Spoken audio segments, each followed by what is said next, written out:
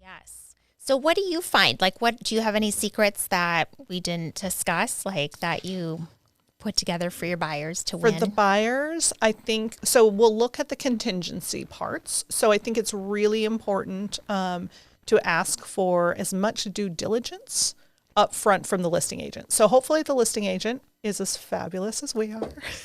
And they've done things like provided the preliminary title report, because it gives our buyers a chance prior to making an offer. That's title contingency. We don't have to include that if we're good with what's on that title report. Most are straightforward. Sometimes if there's an HOA or CC&Rs, there's more to look into.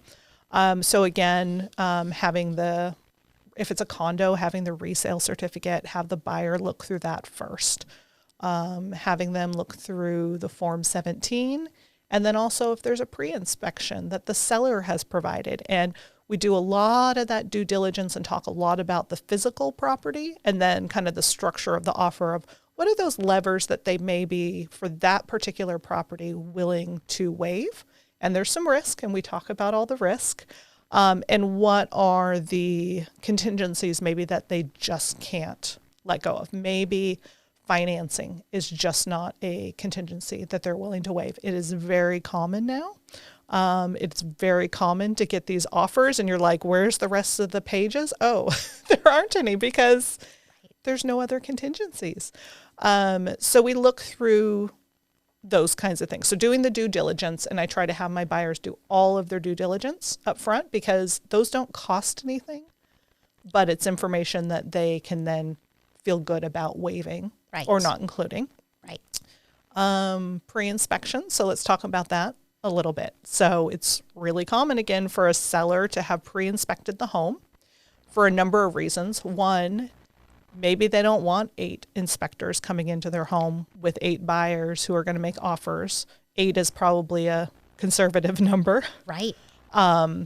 Because that's a lot of wear and tear on the house. So looking at the seller's pre-inspection, again, the buyer's risk is it's not their inspector.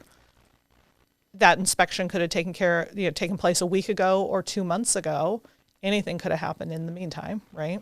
Right. But again, it's information if the buyer is comfortable waiving it for a particular house, or maybe after looking at the seller's pre-inspection say, well, I'd still like an inspection. Like the buyer just has to decide for themselves. So the pre-inspection, and then the releasing earnest money. That's another one that has a lot of risk, but sometimes it's the thing that can push an offer over, and to tell the seller, look, I'm giving you my offer. It probably doesn't contain a lot of contingencies because if you're going to waive the earnest money, release the earnest money, your contingencies aren't really that, Right. I don't have a lot of teeth anymore except to maybe allow you to back out of the transaction. No teeth. Yes, I know.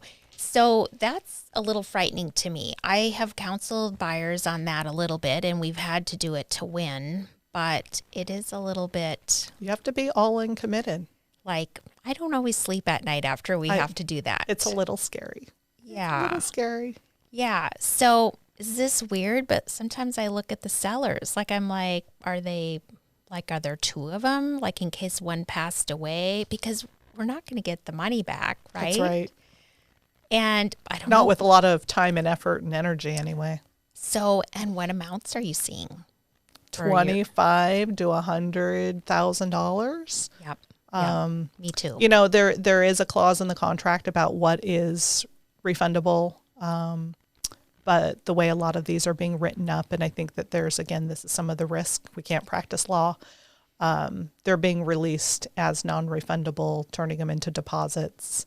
That money, if the seller's house burns down, worst case scenario, right? To no fault of the seller, that property is not available to close. Right. There could be a number of things. Someone gets sick, they can't perform. Right. It would be very difficult to get that money back.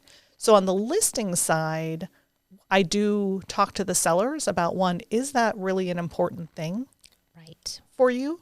Maybe they need it for the moving. Maybe there are reasons that would be an enticing thing. And then in a recent transaction, we actually talked about, would it just be safer to just keep it at escrow? So it just really depends on the circumstances. So in that case, we did. We decided to leave it at escrow. They didn't particularly need the money. It was a nice offer from the buyer, but it ended up not being probably like half the buyers offered to do that. But we just talked through, are there other terms that might be more important to you? And at the end of the day, for those sellers, it was highest price, biggest appraisal gap, and quickest close. Right. I think it's become trendy to release, and that's where people just kind of start to expect it. Yes. And then just people kind of forget to talk about the risk. Yes, I agree. They think it's so normal. Oh, just give me your Here's your check. suitcase of cash. Yeah, right. Would you like this check made out to you personally? Yeah, right. So yeah, that's one of the harder pieces for me. And yeah. Yeah. I agree. I totally agree.